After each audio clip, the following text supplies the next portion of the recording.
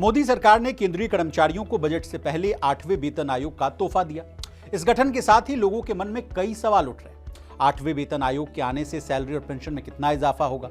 इसके अलावा महंगाई भत्ता यानी डीए और महंगाई राहत यानी डीआर को लेकर भी कई सवाल लोगों के मन में उमड़ रहे हैं। ऐसा कहा जा रहा है कि 8वें वेतन आयोग के लागू होने के साथ ही डीए और डीआर शून्य हो जाएगा यानी जीरो हो जाएगा, क्योंकि 5वें वेतन आयोग में एक खास प्रावधान। अब क्या है पूरी खबर? डीए 50% या 53% से फिर से जीरो हो जाएगा। इसके अलावा 7वें वेतन आयोग के तहत क्या था प्रावधान, बताएंगे सब कुछ आज की इस डिटेल रिपोर्ट में। नमस्कार, आप देख रहे हैं मनी 9 और मैं हूं आपके साथ विशाल शर्मा। सबसे पहले 3 वेतन आयोग यानी 5वें, 6ठे और 7वें वेतन आयोग में डीए को बेसिक सैलरी में मर्ज करने का प्रावधान था या नहीं, इससे कहानी की शुरुआत करते हैं। देखिए, 5वें वेतन आयोग में एक खास प्रावधान था जिसके तहत महंगाई भत्ता यानी डीए और महंगाई राहत यानी डीआर 50% से ज्यादा होने पर ऑटोमेटिक रूप से बेसिक सैलरी या बेसिक पेंशन में शामिल हो जाता था।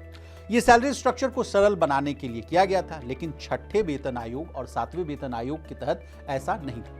हालांकि 6ठे और 7वें केंद्रीय वेतन आयोग में डीए को बेसिक सैलरी में नहीं मर्ज किया गया, बल्कि नए वेतन आयोग की सिफारिशें लागू होने के समय सैलरी फिटमेंट फैक्टर के आधार पर तय होती।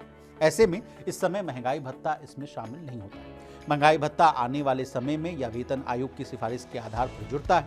समय के साथ बढ़ती महंगाई को देखते हुए केंद्र सरकार हर 6 महीने कर्मचारियों और पेंशन भोगियों के लिए महंगाई भत्ता को संशोधित करती है। इसे जनवरी और जुलाई से कर्मचारियों की सैलरी में कैलकुलेट करके दे दिया जाता है। महंगाई भत्ते में अगली बढ़ोतरी जो है वो मार्च 2025 में ऐलान किए जाने की संभावना है। बता दें, ये महंगाई भत्ता बेसिक सैलरी या पेंशन के आधार पर तय किया जाता है। केंद्रीय कर्मचारियों की सैलरी या वेतन का एक बड़ा हिस्सा महंगाई भत्ता होता है। मौजूदा वेतन आयोग में ऐसी कोई प्रावधान नहीं है कि डीए जो है 50% से ज्यादा होने पर ऑटोमेटिक रूप से इसे बेसिक सैलरी में शामिल कर लिया जाए और इसे जीरो कर दिया जाए। इसी तरह महंगाई राहत को लेकर भी यही बात कही जा रही है कि उसको भी मर्ज नहीं किया जा सकता।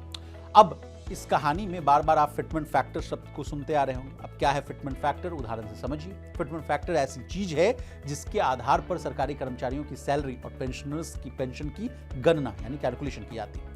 आयोग की सिफारिश के आधार पर इसे लागू किया जाता है। उदाहरण से यानी आसान भाषा में आप समझिए कि अगर किसी की बेसिक सैलरी 20,000 है और 8वें वेतन आयोग में फिटमेंट फैक्टर जो है 2.5 की सिफारिश की जाती है, तो उसकी जो बेसिक सैलरी है वो बढ़कर 50,000 हो जाएगी।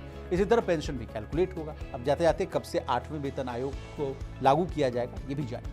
केंद्र सरकार कर्मचारियों की सैलरी को रिवाइज करने के लिए नया वेतन आयोग अक्सर 10 साल के अंतराल पर ही लागू करती है। 7वें वेतन आयोग को साल 2016 में लागू किया गया था, वहीं 6ठे वेतन आयोग को साल 2006 में लागू किया गया। इसी तरह हर 10 साल के अंतर पर चौथा, 5वां और जो वेतन आयोग है उसको भी 10-10 साल के अंतर पर लागू किया गया।